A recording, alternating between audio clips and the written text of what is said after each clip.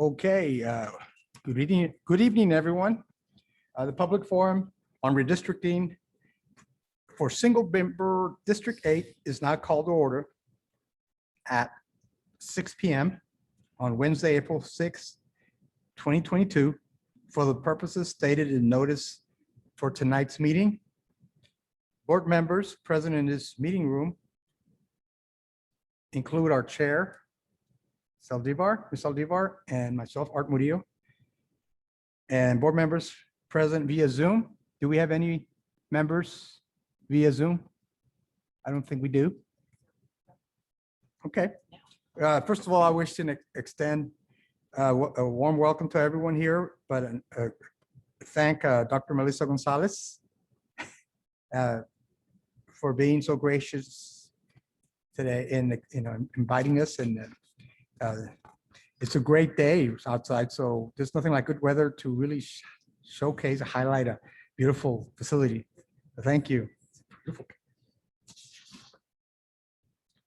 Our first order of business is a presentation by our legal and demographic team concerning what redistricting is, the role census data plays in redistricting, the system's census data for 2010 and 2020, and initial proposed maps. Ms. McBride and Mr. Gardner, you may begin your presentation. Thank you so much, Trustee Murillo, and I am very excited to be here. As Trustee Murillo indicated, my name is Lisa McBride, and I'm with the law firm of Thompson & Horton. And tonight I'm joined by my colleague, Paige Martin, and also my colleague and the systems demographer on this redistricting project, Rocky Gardner, who is joining us online. And tonight, as Trustee Murillo indicated, we're here to talk about the process of redistricting specifically and proposed maps that get us to our redistricting objective, which is rebalancing the population across the system so that it's more equal in each single member district. Before we get to the proposed maps, first we want to develop some common vocabulary and common understanding. So the framework that we're going to look through this is a legal overview, which we'll start with, that lays the foundation on what redistricting is, how it occurs, when it occurs, and why it occurs. As you will see from that legal overview, the linchpin regarding redistricting is census data. And census data comes out every 10 years, and it tells you how your population, the demographics of your population, has changed over the decade. Under state law, we have a responsibility to respond to that information under certain circumstances that we'll go into more detail in the legal overview. Once we have that overview, we'll actually look at the system's specific population change analysis and walk you through why that demands that we respond by rebalancing population.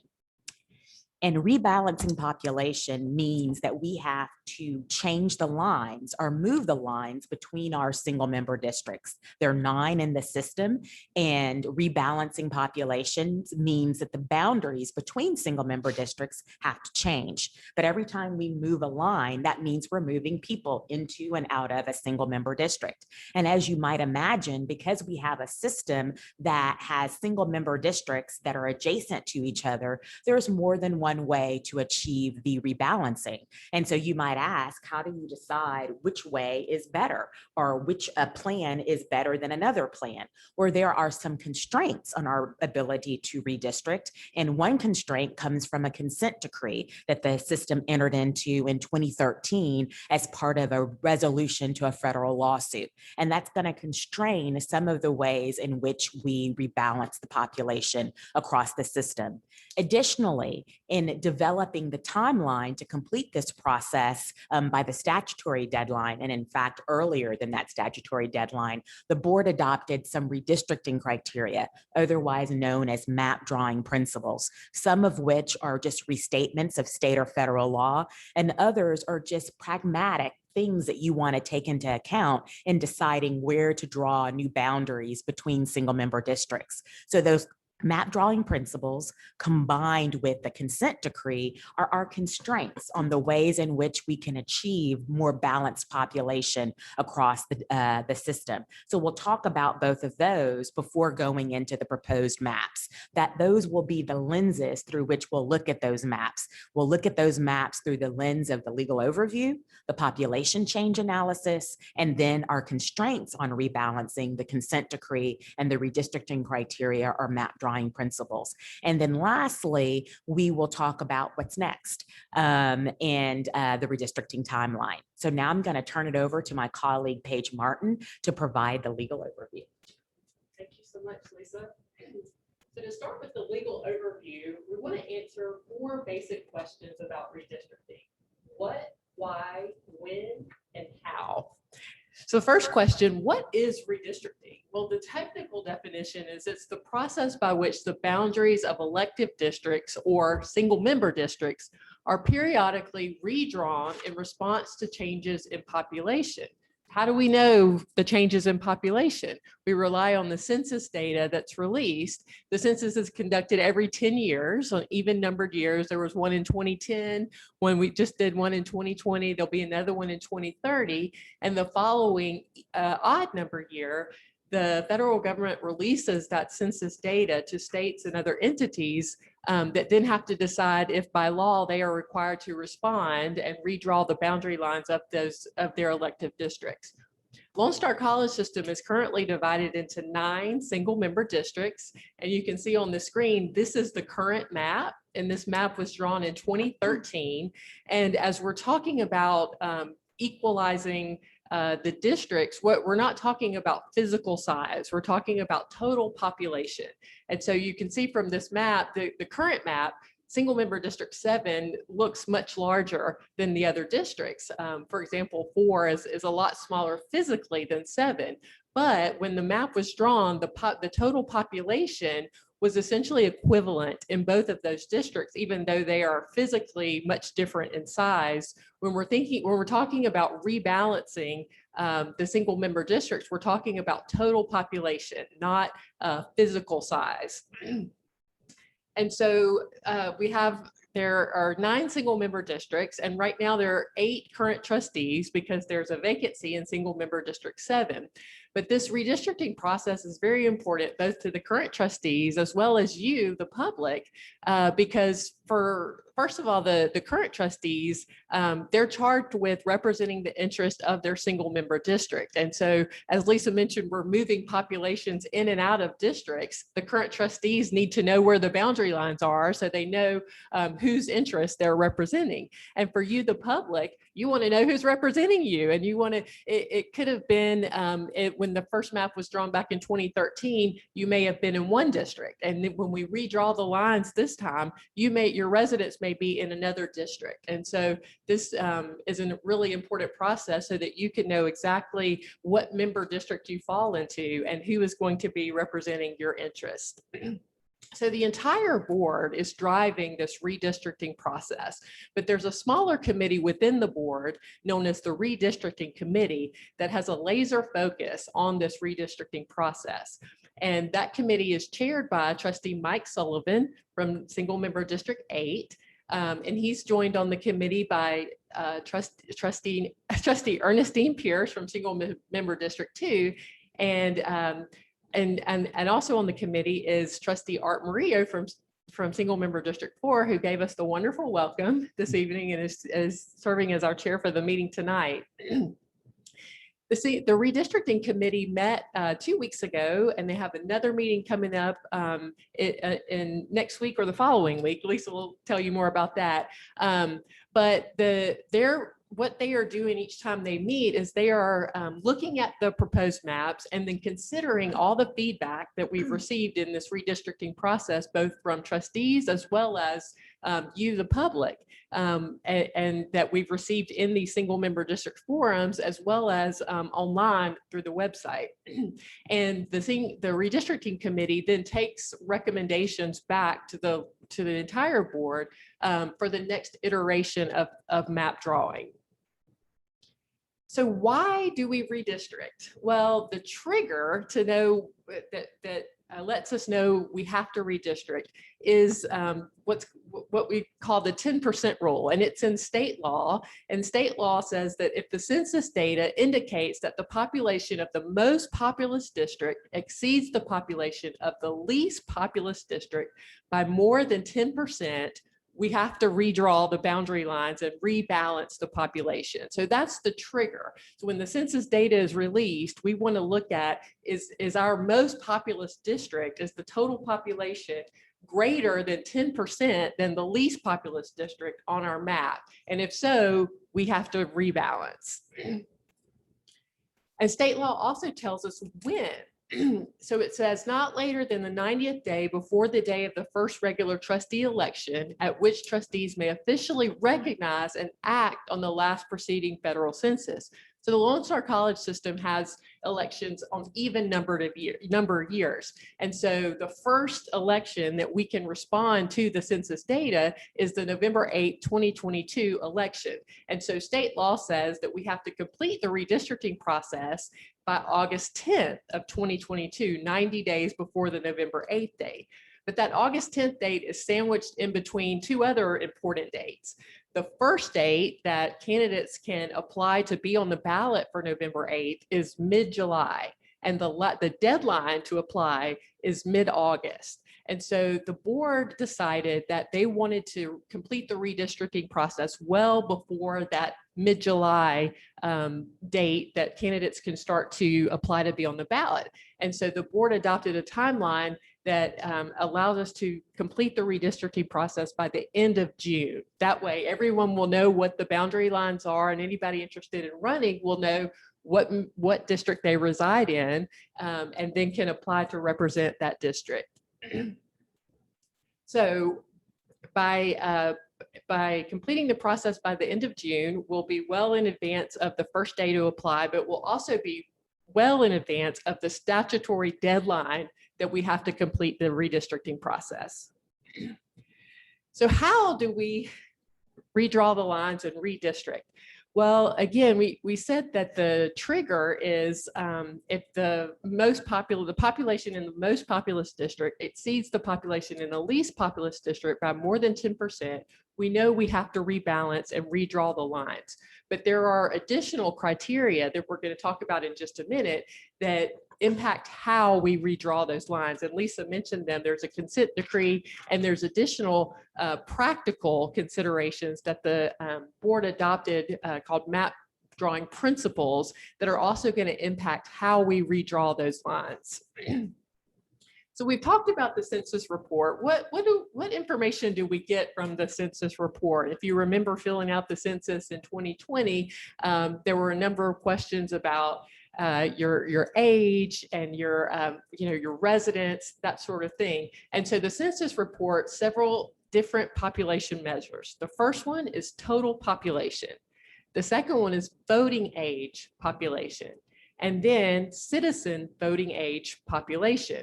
If you'll see on the screen, there's a better definition of those three measures that the census releases. But total population is all persons residing in a jurisdiction on census day. And that's a direct count number. And that is just calculated by how many people fill out their census and say, this is where I live. And that is counted in jurisdictional blocks and census blocks, how many people are actually living in this jurisdiction on census day. The next one is voting age population, and that's the number of persons on April 1st, 2020 who were 18 years of age or older in the jurisdiction. And that's another direct count number. So they're counting how many people filled out the census that are 18 years of age or older. The last one is not a direct count number. It is a mathematical estimation based on the census data that was released, but also survey data that the government has collected over time. And it is an estimate. It's not a direct count number, and it could vary by as much as 0.01% to as many as 1 or even 1 to 2 or as many as 5%. We don't know, but that's the number that we get, and that's the number that we'll use, and I'll explain more about it when we're talking about the consent decree and are we meeting the criteria for the consent decree, we look at citizen voting age population. So are the SMDs well balanced? And that's the question that we're answering as we're redrawing these lines. And the way that we answer that question, SMDs must be drawn with substantially equal population, not exactly equal, but substantially equal. We want to avoid overpopulated and underpopulated districts. Again, exact equality of population is not required, but we want to get as close as we can to equivalent population in each single member district. And so if you think about a pie, and you cut the pie down the middle, and on one side of the pie, there's 1,000 people, and the other side of the pie, there's 100 people, and they're all voting in an election, but they're two different districts. Well, if you are really, interested in the election and want to get your candidate voted into office, you'd rather be in the smaller district with 100 people because your voting strength is greater. If you were on the side of the pie or in the single member district with 1,000 people, your voting strength would be weaker. You would have your single vote would be weaker than if you were on the other side with 100 people. So we're trying to normalize the power of one single vote, equalize it across every single member district. And so we mentioned the trigger. How do we know that we have to redistrict? And it's the 10% rule that we find in state law. And I'm going to turn it over to our demographer, Rocky Gardner, to explain to you where we fall in response to the census data that's just been released. Great. Thank you, Paige. Good evening, everyone. It's a pleasure to be back. And yeah, let's talk about numbers. That's my favorite thing. 2010 is our base year. So this is where we started from. As you can see, in 2010, we had 1,786,000 persons plus in Lone Star College District. So this was an average of about 198,000, basically 200,000 persons per district was the target. And you can see there that they did a really good job, 7.3% differential. Your smallest district was District 4 at 190,800. Your largest was District 9 with 204,795. You can see there that District 8, where we are tonight, sitting on 195,000. So they were pretty close to that average as well. We also had District 4, which was a district of opportunity at 51.7% Hispanic. Very important to keep an eye on that. And then we also had Districts 3 and District 6 that were greater than 50% when you combine the African American and the Hispanic populations, making them a district of influence. And note that District 2 was very close to that, with just at 49%. So very close. We fast forward now to 2020. It seemed to go really fast. Growth there in the district. So now the Lone Star College District is 2,262,900. So the growth spurt there brought the average up to 250,000 persons per district. However, it didn't really work out that way, right?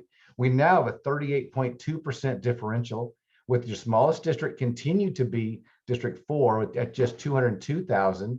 But District 1 is now the largest district with almost 280,000 persons. So strong growth in the college district, 38.2%. So like Paige said, we're above that 10% number now, and thus we have to do some redistricting. We look at our citizen voting age population again, very important piece. Now you see that our District 4 increased a little bit with 56.7% Hispanic, but still a district of opportunity. Now we have 3 influence districts, because District 2 is now over 50% combined African American and Hispanic populations. And District 3 and 6 also continue to be above 50% when you combine both those populations with their citizen voting age population. The change, so this change was almost 500,000 persons. That's the growth in the entire district of total population. You can see we have some pretty strong growth in District 1, in District 5. District 8 grew by 77,000. District 8 was the largest, had the most growth of any district. Where we are now, District 4's increase was just 11,200, which is why they remained the smallest district. But again, we had four or five districts that increased by over 70,000 persons. So thus, we are redrawing districts now. And so if we look at the analysis of District 8, we'll just jump in and see what happened there. Again, they went from 195,000. Remember, the average back then was right at 200,000. So they were sitting very, very good, to 273,249, an increase of 77,000. If you think about what we have to do to get this balance to 250,000, the obvious is that we do have to take some population out of District 8 in order to bring it closer to the average, and also to provide some population in districts that are lower. District 8's population density did not change a whole lot. The distribution of demographics did not change a whole lot. You can see there that they were 75% Anglo, still majority Anglo at 67.7%, had a pretty strong increase at Hispanic population, and had an increase of African-American population as well. Note, for CVAP, we did not have Asian population available back in 2010. Or we don't have the information for it. It was available, sorry. So some key takeaways there. Lone Star College added 476,314 persons. The total district population, 2,262,847. The differential between exceeds that 10%, 38.2, exceeds it quite a bit. The most populous district changed from District 9 to District 1, but District 4 remained the least populous district. So redistricting is now required. And here we go. Thank you, Rocky. Yep. Back to Now, Pam. we mentioned the 10% rule. That's the trigger. That's how we know we have to redistrict. But there are additional criteria that affect the way that we redraw the lines. And so the first one is a consent decree that was entered into in 2013. So in 2013, a group of plaintiffs filed suit against Lone Star College System, alleging violation of Section 2 of the Voting Rights Act. And what the allegation was that the college's at-large method of electing trustees resulted in African-American and Latino citizens having less opportunity than Anglo citizens to participate in the political process and elect candidates of their choice. And so the college didn't concede liability under Section 2, but it did agree to discontinue the at-large districts and to create single-member districts, and additionally to two other criteria as part of the consent decree that resolved that lawsuit. The first one was, in one of the single-member districts, Latino citizens will constitute a majority of the citizen voting age population residing in that district. And as Rocky mentioned, single-member District 4 is the opportunity district, and it has greater than 50% Hispanic voting population, the CVAP, the citizen voting age population. The second criteria of the consent decree is that African Americans and Latinos will have significant voting influence in at least two other districts. And so again, that means based on the citizen voting age population percentage that we have in the districts, we have to make sure that African Americans and Latinos combined are the majority in those single member districts, at least over 50%. It could be more than that, but it has to be at least the majority of the citizen voting age population in that single member district. And so opportunity district is single member District 4. And when the map was drawn, influence districts were single member District 2 and 6. And now with the new census data, single member District 3 is also an influence district. And we have to, as we're redrawing the lines, we have to maintain all of those districts at their opportunity or influence status in order to comply with the consent decree. So the last set of criteria we're going to talk about, we talked about the 10% rule and the consent decree, and the board adopted what Lisa said were map drawing principles as part of these redistricting criteria. And so some of these are going to be familiar to you because they encompass the state and federal laws and the consent decree requirements, but many of them are practical considerations. So there's many ways we could redraw the lines and still comply with the 10% rule and the consent decree. And so these are additional criteria adopted by the board to help us figure out the best way to comply with the law, as well as just practical considerations to draw a well-balanced map. So the first one is easily identifiable geographic and political boundaries shall be followed when possible. And so that means when we talk about geographic boundaries, we're talking about lakes and rivers and major highways. When at all possible, we want to use those as the natural boundary lines. And the political boundaries means the election precinct lines, but also communities of interest. We want to try our best to keep communities of interest together where we can, and also just use the natural geographic boundaries in order to guide our map drawing. The second one and the third one will be familiar to you because we've already talked about them. But number 2 is single member districts shall be nearly as practicable of equal population in terms of total population according to the 2020 census. And I mentioned earlier, we're trying to, the sides of the pie, we want to equalize the voting strength of one vote among all the districts. So we want each district to have relatively equal population in every district. The third one, the district shall keep the total deviation between the largest and smallest single number district at or within 10%. That's the trigger, that's the state law rule that lets us know where our map is approved if we're under that 10% deviation. Number 4, single member districts shall be compact to the extent possible and composed of contiguous territory. And compact has 2 components of it. First of all is physical compactness. We don't want to have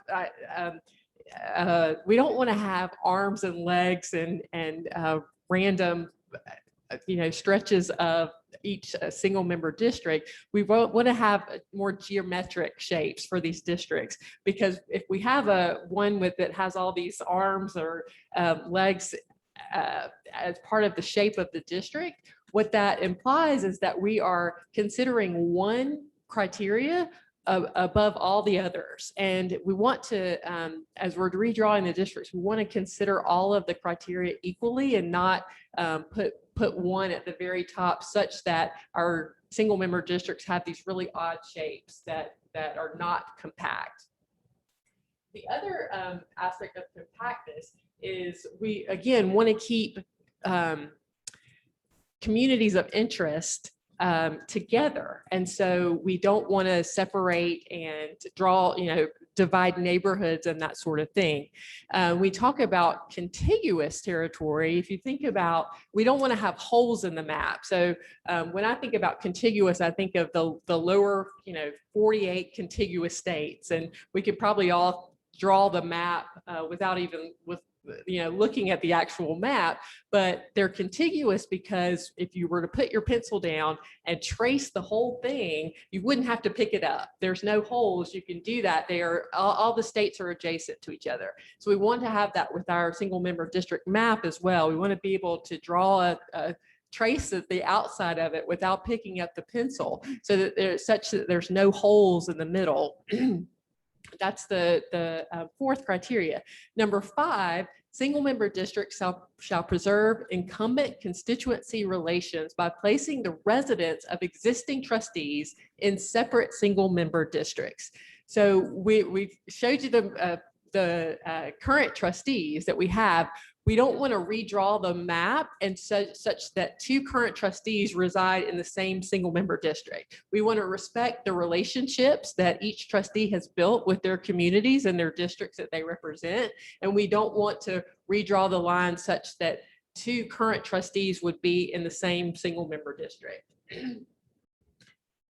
So number 6, where possible, the proposed map shall maintain communities of interest within single member districts, and attempts should be made to avoid splitting neighborhoods when redrawing the single member district lines. Again, that's similar to some of the other ones we've talked about, but that's really where we need the public's feedback, because we can look at the map and see the geographical boundaries. But as far as knowing the makeup of neighborhoods and the communities of interest, that's where we really value your input as a community to say, hey, we're in a community over here and we all have similar interests, and this proposed map divides us in half, and we'd like to stay together. So we want to avoid splitting neighborhoods and communities of interest where possible. The 7th criteria, single member districts whatever, okay, shall be drawn to avoid splitting county election precincts to the extent possible. So we want to be a good election partner to other entities that are holding elections, and we don't want you to have to go to different polling places to cast your vote on election day. So we want to avoid splitting county election precincts if at all possible. And that's one of the ones that's practical. It's not required by law that we do that. But again, we want to be a good election partner, and we want people to be able to go to one precinct on election day and cast a vote for everyone that they're eligible to vote for. Number 8, the racial so number 8 is a general statement. I'm not going to read the whole thing, but it's basically what the consent decree is saying. And the last line, it's the easiest to understand. So we want to avoid retrogression of minority voting rights by drawing a plan where minority voting strength is not diminished relative to the existing plan. And that really encompasses the Voting Rights Act. Once we've established these opportunity districts and influence districts, and we know there's a voting majority minority voting strength in an area, we don't want to draw a map that dilutes the strength of minority voting minority populations in a specific district. So we want to keep the opportunity and influence districts as much as we can and comply with the Voting Rights Act. And the last one, we don't want to reinvent the wheel. If you've heard, if it's not broke, don't fix it. So the 2013 map was approved by the Department of Justice, by a federal court. And so there's no need for us to just start from scratch. We've got a good map. We just need to rebalance it a little bit. And so to the extent possible, we're going to keep the existing single member district boundaries where they are and do minor shifts in order to balance out the population and comply with the state law and the consent decree and the criteria. So before we go and look at the proposed maps, I just want to remind you of the checklist we're thinking about, all of these criteria and which is the most important. So as you're looking at these maps, plans 1 and 2, keep in mind that the most important criteria that we have to meet is we have to be under the 10% rule. We have to make sure that the population of the most populous district is under 10% difference than the population in the least populous district. If one of the proposed maps does that, as under that 10% rule, it gets a check. That's the most important criteria. The next one is the consent decree. So as you're looking at the maps and you see that on the proposed maps that single member district 4 is still an opportunity district, and single member districts 2, 3, and 6 are influence districts. If the map does that, that's a second check. That map is drawn so that we comply with not only the 10% rule, but also the consent decree. And then lastly, we have the remaining redistricting criteria or map drawing principles. And you want to see how well does the proposed map comply with the other redistricting criteria. And that may be one way to decide between the two maps is what map complies with all of the criteria and is most practical as we're complying with the legal requirements as well. So I'm going to turn it over to Rocky again and have him explain the proposed maps. Wow. Thank you, Paige. Yes, so my job is now to see if I can check all the boxes. So here, it's kind of like a report card time for me. This first plan here is plan 1, and plan 1 was our first stab at just trying to see if we can hit the criteria. So what you'll see here is the blue outlines represent the current districts, the districts that we showed you, the existing 2013, I guess, boundaries, if you will. When you see color bleeding through a line, then that means that that district is being extended into the other district and basically capturing population from that district. So you'll see that in several areas, because keep in mind, and most of our large districts were in the north, and then as we moved to the very south, that's where we needed to move population. So we had to kind of do some domino shifting there. So if we go to the next map, we see that our percentages. So the first thing I look at, my eyesight goes right to where it says 9% differential. So we win right there. First box is checked. We've got District 9 at 260,664 is the largest district. District 4 remains the smallest district at 239, but you can see that we increased their population by over 30,000 persons. So we've met that 60%, that 10% differential. Now, if you look down at our citizen voting age population down the bottom right corner, first thing to look at is District 4. Are they still above 50%? Yes. We've got 53.4% of the Hispanic population there. So there's still a district opportunity. And then finally, our districts 2, 3, and 6, do they remain above 50% when you combine the African-American and the Hispanic citizen voting age populations? And if you look at each one of those, they remain over 50%. And so we've checked the majority of the boxes. If we go to the next slide, you can see some of the lines. We did our best to only move where we needed to move population. So again, there's a lot of circles on there. These black circles represent areas where we move population, but keep in mind, we did have to shift quite a bit of population from one district to another. So you go to the next slide. We jump into District 8, since that's where we are today. And you can say in District 8, if you look at the blue outline, the only place where you see a change is in that far southwest corner there. So we can zoom in and see where that change is, what that change represents. There we go. So that's Lake Houston Parkway on the east side, and that's I think it's Will Clayton Parkway on the north. So we took those two roads and we moved that population from 8 into 2 in this plan. So again, this pretty straightforward summary. SMD 8 loses population to SMD 2 in the southeast, and it met all the check marks. Plan 2. We're going to look at the same thing. If you look at this from while we're zoomed out here, you see that it's a little bit different. It's actually different mostly on the north side. So not as much of the purple, not any of the purple bleeds into 7, but you can see there the orange, which is District 8. That's where District 8 is grabbing population from 7. Next slide, please. So here we are though, but we are within this plan. This second plan also meets the minimum criteria. Inside 10% at 9.2%. District 4, still the smallest district. We increased its population a little bit with Plan 2 at 240,000, but District 2 is now the largest district with 262,000. Both of those within the 10% tolerance.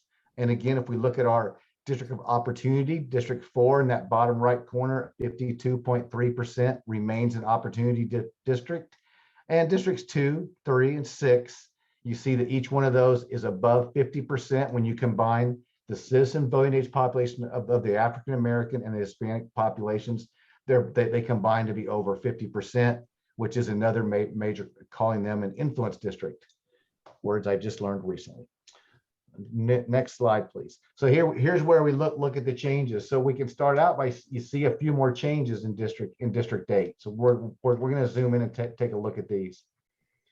So in 3 places, we have District 8 bleeding over. You see it going into 7 in 2 spots. And then you see that it actually takes population from District 2 in 1 spot. And then if we zoom in on those, this is Highway 242 up here in the north, Chateau Woods. This is FM 1244, I think, because I can't really, 1314. It's FM 1314. I had it written down, just didn't want to. I was trying not to look. If you look at that, you can see the population of District 8 bleeding into District 7, gaining population. So we're going to gain population before we remove population. Next slide. And this is FM 1485 to the north. This is another area of District 7 where we chose to move some population. It looked like a clean straight line, or at least along one road across the north there. And finally, then we get to the south. Again, this is Will Clayton Parkway, but this time we took Will Clayton Parkway all the way across District 8 and dropped it into District 2 there. And so SMD 8 gains populations from 7 in the north in 2 places, and then it gains population from SMD 2 in the south. Wait, can we back up just a second? I think I might have said that wrong. Gains and gains. It didn't show that we gave population also to District 2. We might want to, if we back up 1 slide, please. So I just want to be real clear. We gained population from District 2 in the north, the north part of District 2. If you look along the top there, we unfortunately didn't put that slide in there at this time. But then we took population and from District 8 and moved it to District 2. I hope that's clear. I hope I didn't mess people up by doing that. Sorry. So in map comparisons, this is how we can look at these side by side. So here's District 8's population. Again, if you recall back earlier in one of the earlier slides, we saw that we went from 195 to 273. We're trying to get them down close to that 250 average. Plan 1 sets around 247 for District 8 and Plan 2, 257. Both within tolerance. Keep in mind, the deal was we needed to keep the 10%. So they're both near enough to that average to hold the 10%. And across the bottom, you can see some of the percentages changes. The shifts are not significant at any significant population or demographic. And that is kind of the determining factors. We weren't having to meet any criteria here for District 8 other than move population. Next slide. Questions and answers. And before we turn it back over to Trustee Murillo for questions and answers, I just wanted the public to know that the Redistricting Committee and the board continue to look at additional iterations of maps based on trustee input and community input.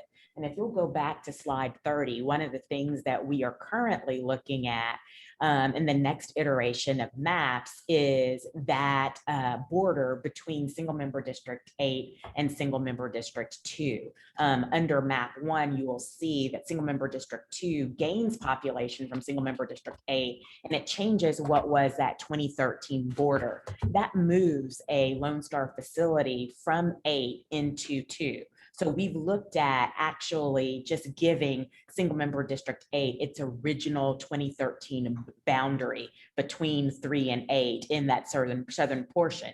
Now 8 has to lose population, but we're looking at doing it more in the north than doing it in the south there. We've also looked at whether or not we could keep all of Humble, including Atascocita, in single member District 8. Now doing that, since single member District 8 is one of our larger single member districts, it again has to lose population elsewhere and actually give it to another single member district. One of the single member districts that it would have to give population to is single member District number 2. Single member District number 2 is one of our influence districts, and that results in single member District 2 no longer being an influence district by having that population exchange. So what we've learned from the next iteration of maps is we can't keep the entire school district of Humble either in single member District 2 or in single member District 8, but we do have to split it between those single member districts based on our consent decree. But we're trying to keep things as close as possible to the 2013 map, particularly on that southern boundary, so that facilities that have traditionally been in 2 can stay in 2, and facilities that have traditionally been in 8 can stay in 8. So just wanted to provide you with that update. That board is going to be considering additional iteration of maps at its special board meeting next week. And that'll be one of the topics of discussion that comes from the Redistricting Committee. And with that, Trustee Maria, I turn it over to you for questions and answers. Thank you. Thank you very much. Very good job. Appreciate that. We'll now open the floor for questions and or comments from the public. And if you're physically present, please come to the microphone and speak. We have someone? Anyone? No? Okay. Yes. Chairman Murray, I do have a question.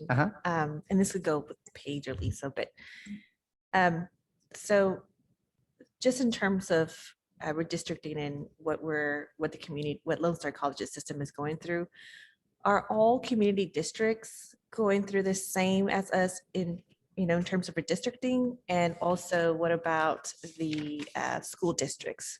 Are they also going through redistricting like us? Great question. So in Texas, you can elect your trustees either at large or by single member districts. And if you elect trustees by single member districts, you could be completely single member districts, meaning all your trustees are elected from single member districts, or it can be a combination. Sometimes you might have heard of a 9-0 system or a 5-2 system or a 6-1 system. That's letting you know how many are elected by single member districts, how many are elected at large. anytime you have a single member district system, whether it is a pure single member district system or a hybrid system, you have a duty every 10 years to rebalance those single member districts so that they're of nearly equal population. So any entity, either higher ed or K through 12 that elects their trustees by single member district would be going through this process. And any other entity that elects their representatives through something that's equivalent to a single member district system. So where their representatives are elected to serve a smaller geographic unit of that governing body, like the commissioner's court and commissioner's precincts, or cities and city council. If they, sometimes you have at-large seats, sometimes you have single member district seats, would be going through this redistricting process. So you've got a lot of entities that are going through the same process, and what makes the timeline different is when their elections are. Are they on the November date? Are they on the May date? Are they November of an even year, May of an odd year? Because that deadline is always 90 days before that first election after you receive the census data. So all going through the same process, but some people had to act in 2021, depending on when their election was, others in 2022, and even others can wait all the way until 2023 because of when their elections are. Thank you. You're welcome. And actually, I have a question as well, if you don't mind.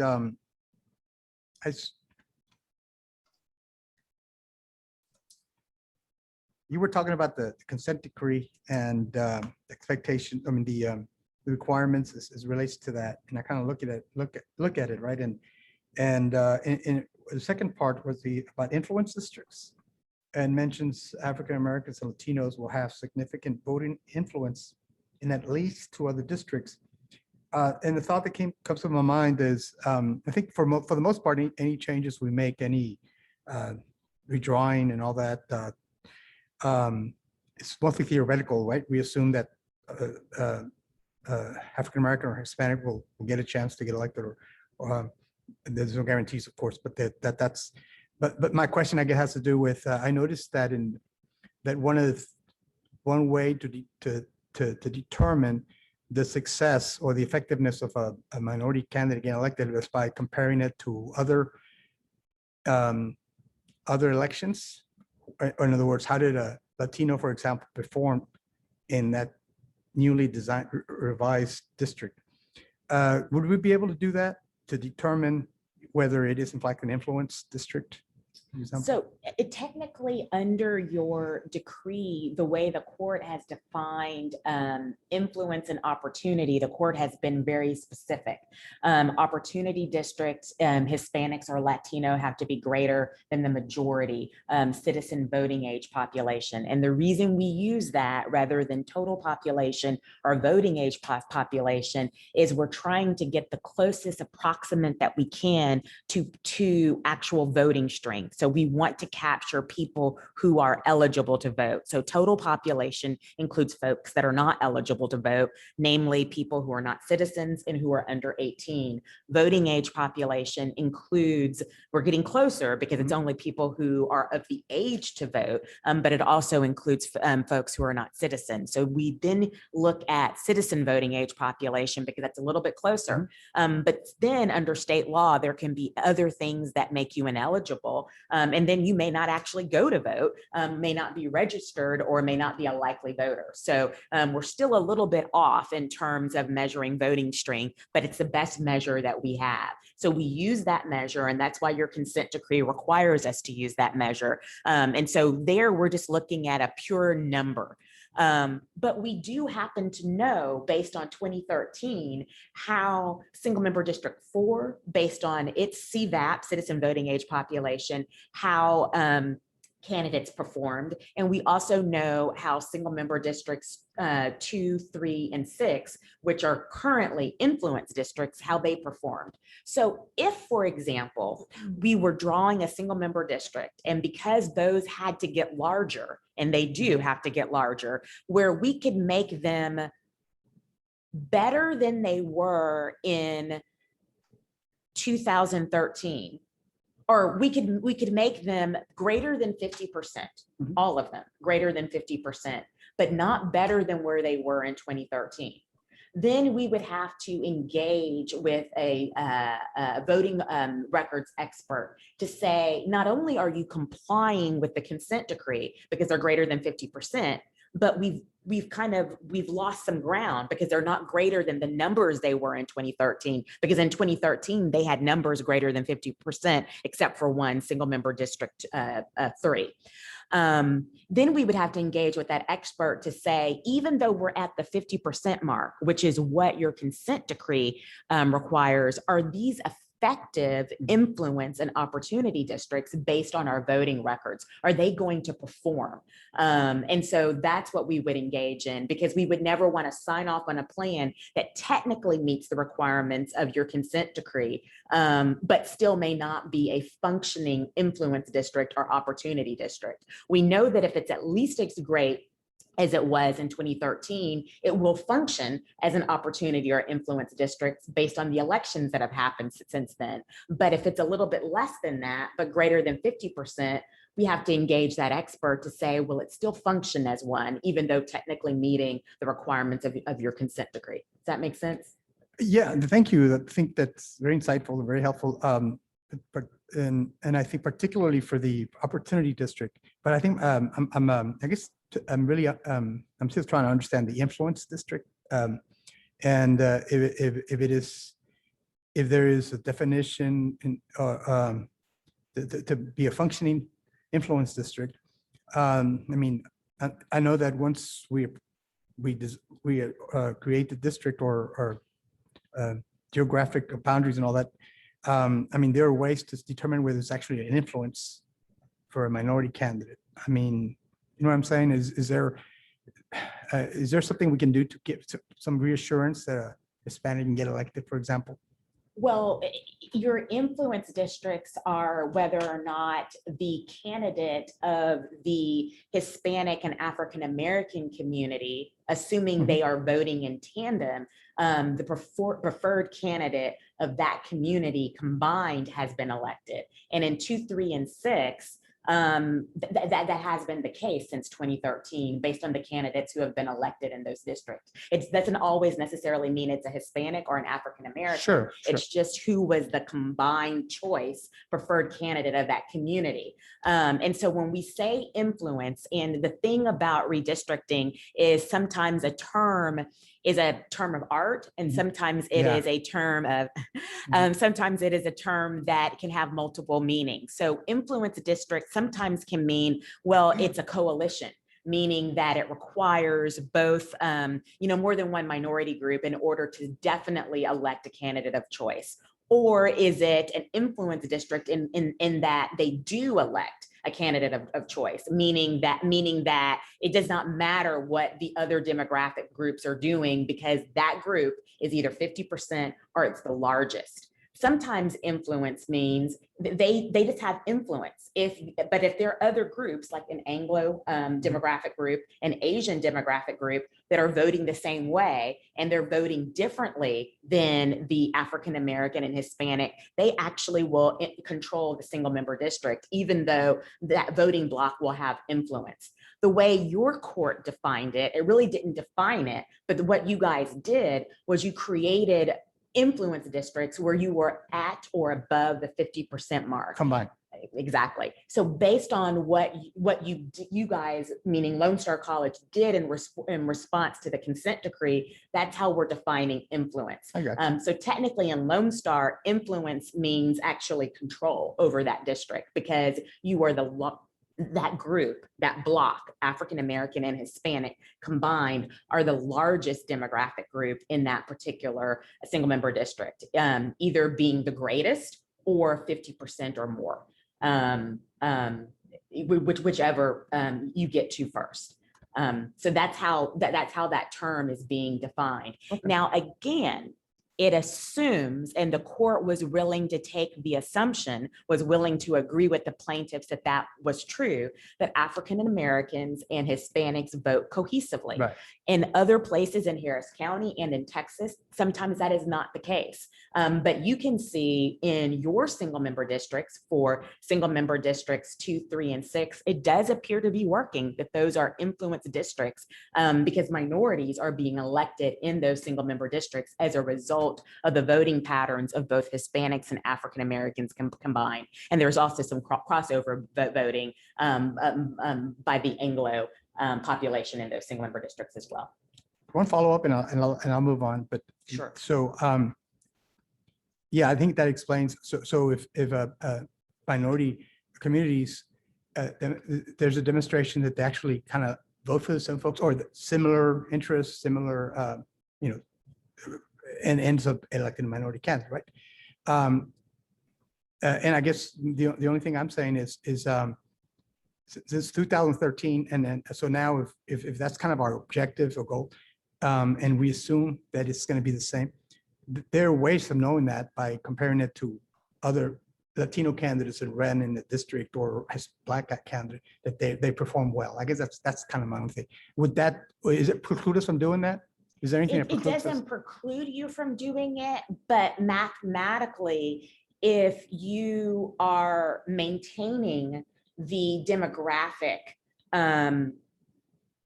percentages at the same level as 2013 or greater, one would assume that district would perform the same way. Now, you're right, the electorate is slightly different because we're changing the boundaries, but the demographics are the same or greater. But my original example, but what happens if you meet the requirements of the court decree, you're at 50% or greater, but you're not where you were in 2013. That way, in that sense, we're flying a little blind. And so you would want to look at election records to see how candidates historically are reacting in that particular combination of a single member district to see whether that is going to be a functioning single member district. You can do it for purposes if you were greater than you were in 2013, but you almost kind of know what the result is going to be unless something really, really weird is going on in that single member district. The situation where you absolutely must, as your lawyer, I would advise you not to adopt the plan if you were between 50% and where you were in 2013, because you really want to know whether you've drawn an effective district in that particular case. Yeah. Thank you. That's very helpful. Appreciate that. And if any other issues, any other questions, we'll make sure we bring it up. Thank you. And in fact, okay, let me go ahead and get back. We will have, you mentioned a second ago, the public has an opportunity to submit comments at any time until through this process. And can you tell us about the timeline and next steps, please? Absolutely. If you'll go to the next slide. So you'll see that the board has adopted a rather extensive timeline, and we're kind of between the May 24th Redistricting Committee, which is when the Redistricting Committee met to consider community feedback as a result of the community forums that we've been going through, as well as trustee comments. And April 13th, next week, the full board will be meeting again to take in community feedback and trustee input to go to the next iteration of maps. So we started this process back in 2021 after receiving the census data, developing a timeline, developing the redistricting committee, and also adopting redistricting principles. We began with receiving on January 12th the census data, and on January 13th, providing a public education forum to the public regarding that census data and regarding redistricting.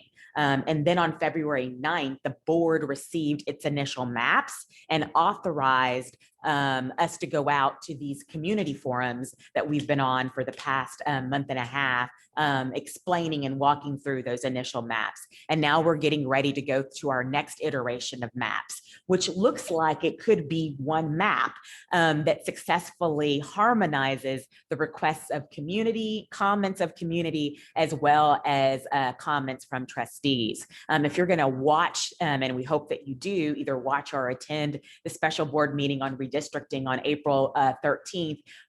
If you think about being back in school, how apropos, doing a math problem, and never, the professor does not want you just to show the answer, but to show your work.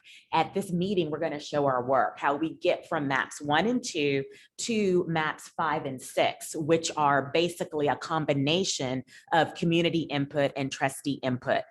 So we'll see map 3 gets closer to getting harmonizing what folks have been asking for. Map 4 gets a little bit closer, but doesn't have everything that we need. And then how we get to maps 5 and 6, and what we think we'll come out with, knock on wood, is a single map, map 6. And so therefore, we're probably not going to need a second round of community meetings in each single member district. But what we're going to do, if you'll go to the next slide, is on June 8th, hold our public hearing on that final map to receive public input on that map. We will continue to tweak that map by having a redistricting committee meeting on April 21st and a special board meeting of the full board on May 11th, prior to presenting that map to the public on June 8th. Once we hear from the public on June 8th, the redistricting committee will meet once again to do any final tweaks based on public comment. And on June 29th, notice that's right at the very end of June, as we promised we would, the board will meet to vote on that final map to adopt it. So that means that we're ahead of that August 10th statutory deadline. And even more importantly, we're ahead of that first day to file. So people who are interested in filing for a place on the ballot know the physical boundaries within which they need to live in order to run to represent a particular single member district.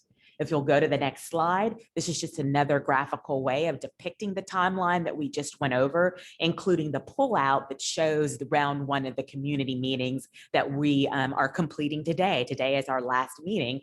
We've gone through all of the single member districts. Our next steps are that we constantly update our website with the current maps that the board is considering. And we also update that website with all of the information that's being presented to the community in the form of these community forums, as well as all of the presentations that have been presented to the redistricting committee, as well as the full board. So it's an excellent place to receive information. This slide 49, that's on your screen right now, has the complete listing of the round 1 community forum dates, which began on February 16th with single member district 7. And it's concluding today, April 6th, with single member district 8. The next slide has what would have been our round 2 of community forum dates had we had multiple maps out of this next iteration. But because we think we're only going to have one map, because of the efficiency of the community, the efficiency of our redistricting committee, and the efficiency of our board, we'll be able to go to one final hearing and hear from the public on that June date. We'll go to the next slide. And this last slide that we have here is just a reminder to check out the redistricting website at www.lonestar.edu/redistricting. Again, this is the best place to go to for information about upcoming meetings, whether they are the public hearing, any community meetings, any board meetings, special board meetings on redistricting, or the redistricting committee meetings. Also, please check out the presentations that are on this website and the maps. The maps that are on the website are large PDF zoomable maps so that you can see the proposed changes in full large view, but also zero in on a particular single member district down to a particular street. So you can get a real feel for what the proposed changes are. So any updates, we encourage you to go to that website. Again, www.lonestar.edu/redistricting for information. And we hope to see you next week at the special board meeting on redistricting and the week after at the redistricting committee's next meeting on redistricting. And with that, that concludes our presentation. And I turn it back over to you, Trustee Maria. Thank you, Ms. McBride. Appreciate it. Thanks for everyone. And again, I want to thank Dr. Gonzalez for being a gracious host. With no further business to discuss, this yeah, go ahead. Chairman Moody, I'm just going to say just. Trustee Saldivar, Just you're going to say recognized. something very briefly, comment. I know that this is the single member District 8, and this is the District 4 trustee Sullivan. Sullivan, yes. So he couldn't be here with us. I know that he had a prior engagement outside of the state. And I believe that at this moment, he's flying back to Houston, otherwise he would have been here. And to all of those who are either joining us now or maybe later on, just want to make sure and let his constituency know that he has been very active in this, in all these forums. And so just want to make sure that everyone knows that. So otherwise Yes. he would have been here. Yes, definitely. And in fact, he communicated with the committee, Dr. Ms. Pierce and myself earlier in the last couple of days. So yes, that's correct. He's keeping it, process going. Thank you.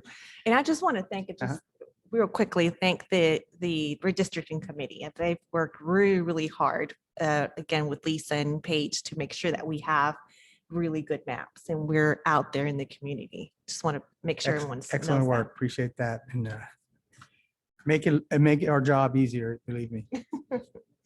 So with no further business to discuss, this public education forum is now adjourned at 7:05 p.m. on April 6, 2022. The next special board meeting on redistricting is on April 13th, 2022. The district committee will hold a meeting, the redistricting committee, sorry, will hold a meeting on April 21, 2022. Thank you.